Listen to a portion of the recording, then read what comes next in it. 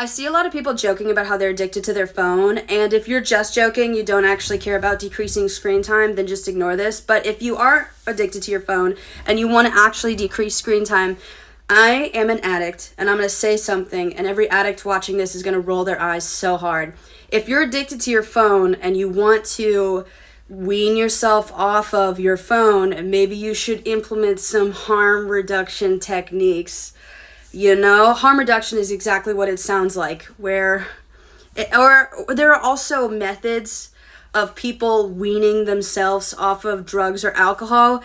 Because, I mean, if you're like, I don't want to be a phone addict anymore, you go cold turkey, that's going to be so painful. Any addict will tell you going cold turkey is just a nightmare.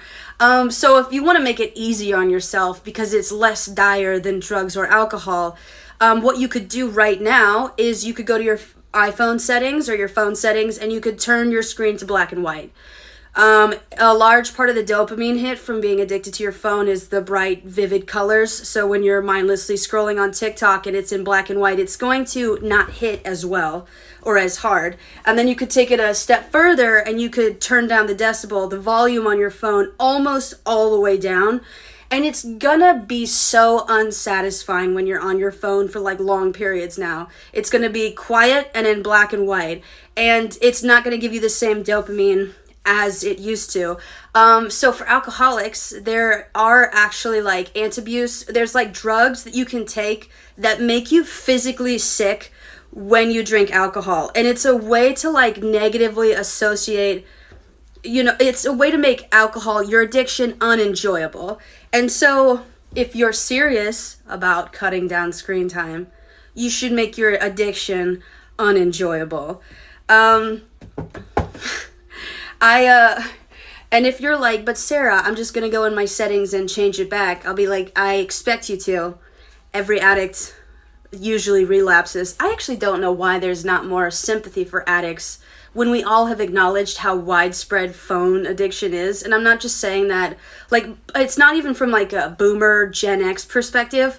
Like if you're, you know, averaging 8 hours on your phone every day and I said, hey, you should try to get under 2, and you were like, no, I can't do that, I would be like, do you see how hard addiction can be? But good luck.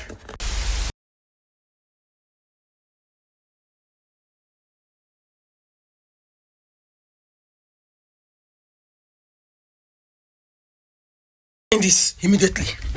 We are trying it now. I want to go and open the window upstairs. Hold on. Follow me. Give me a second. Here's the window. Okay. So there's something like press. I can't find it. Okay, I need to open the window. Okay, I need to open it. Okay. Oh, easy clean. Press. What? Look, it's at the top too. Hey, look at that. Easy clean. Press. Let me try and open it. This my nails is like blocking my way. Go call your father. Let your father open it. Let's see. Hey, whoa. Put it up. Let's see. Press. Wait. Look, oh. The window is open. Wait, look. I can clean like this, guys.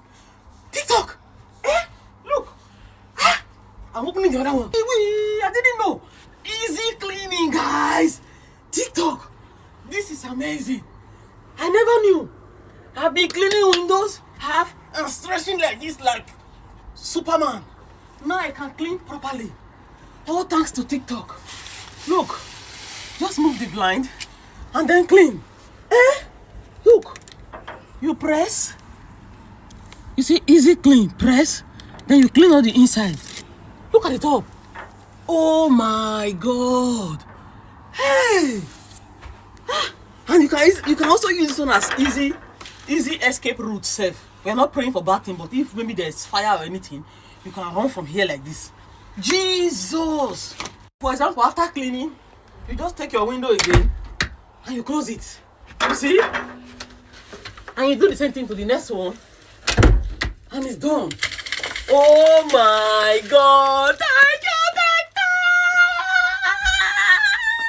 If this thing helped you and you don't follow me, God will judge you. God will judge you. continue my traditions of both never gatekeeping and always getting yelled at about owning expensive things, I wanted to talk about one of my favorite underrated ways to get very discounted high-end furniture. Now, a lot of us are probably aware of things like Facebook Marketplace and thrift stores and Apartment Deco, and I use those too. But for certain pieces, like this dining table, which is one of the nicer things I own, I take a different approach.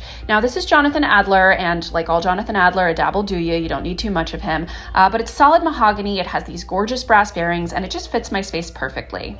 And full transparency, the original price on this unit is $3,200, which is way more than I'd ever spend, but I got it for well over half off. My approach is going to the actual store locations. I went to the Upper West Side location here in New York City and asking if any of the floor models are on sale. Usually, especially toward the end of the season, the stores will put a lot of their floor models on heavy discounts, and they usually only have a few minor imperfections you wouldn't even notice. You don't always get lucky, but especially for really core pieces, it's worth asking.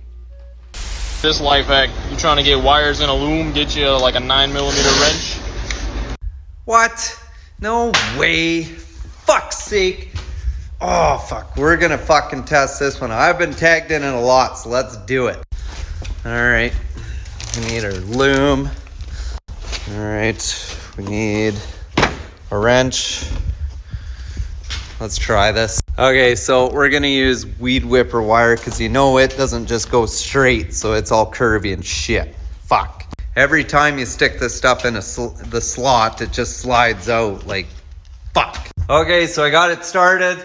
And as you can see, it's all messed up here. Let's test it out. What? No way. Fuck's sake. Look how easy that is. I've been wasting my life away. Fuck's sake.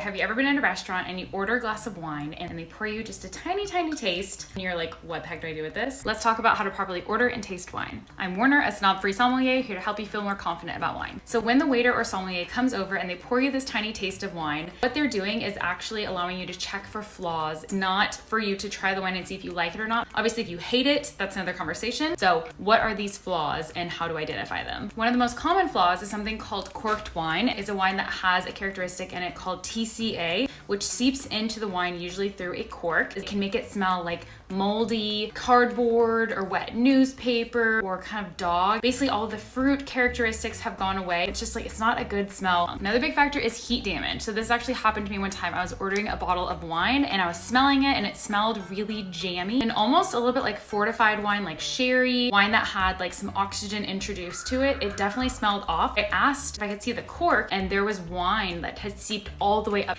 And this told me that the wine had heat damage. Basically, if wine gets too hot, the pressure of the bottle increases so much that it starts to push wine out of the top and into the cork and sometimes seep out of the top of the cork. So seeing that the cork was stained with wine proved to me that the wine had heat damage. If you drink a wine that is corked or has heat damage, it's not going to kill you, it just doesn't taste good at all. If you find too much sulfur in your wine, you would smell something like burnt rubber, rotten eggs, garlic. It means it might have been in a reductive environment, so there wasn't a lot of oxygen. Volatile acidity, if it just smells and tastes like straight up vinegar, obviously you're not gonna wanna drink that. For the most part, flaws are not common in wine. Usually restaurants are taking care of their wine storage, but if there are any issues, tell your waiter or your sommelier, they will smell and identify the problem as well, and most likely give you a new bottle. So basically, you're smelling the wine, you're tasting it, hopefully all is good, and then you can say, yep, this wine is great, and then they will pour for you and you enjoy. And the next time you get a teeny tiny taste of wine at a restaurant, you're going to know exactly what you're doing and feel like a pro.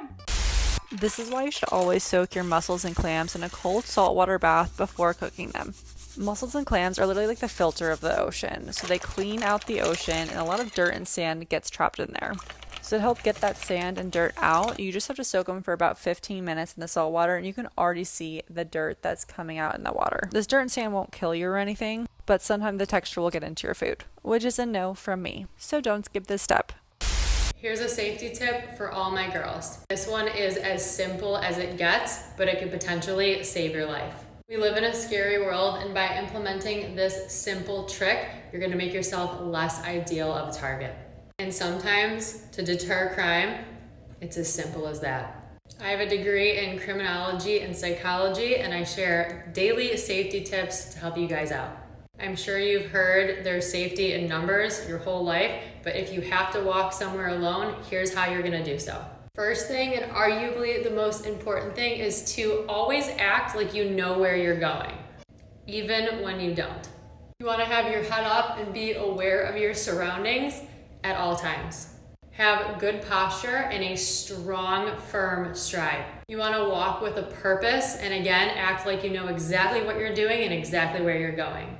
If by chance you do need to look down at your phone for directions or to answer a text message, you're going to want to back yourself up against a car or a wall. That way when you do look down at your phone, nobody can approach you from behind, and you're going to want to do this as quick and efficiently as you can.